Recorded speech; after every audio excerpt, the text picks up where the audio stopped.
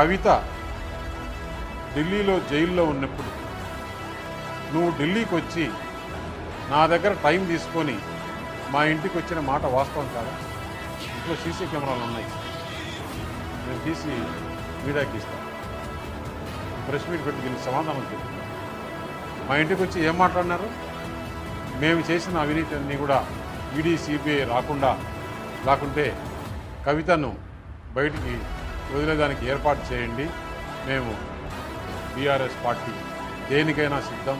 మేము బీజేపీలో మెర్జ్ చేయాలన్నా కానీ, బీజేపీతో అలయన్స్ పెట్టుకోవాలన్నా కానీ దేనికైనా సిద్ధం. నేను తీసుకునే నిర్ణయం కాదు, పెద్దలతో మాట్లాడి చెప్పాలి. పెద్దలతో మాట్లాడిన తర్వాత మనం ఎలక్షన్స్లో ఏం చెప్పాం?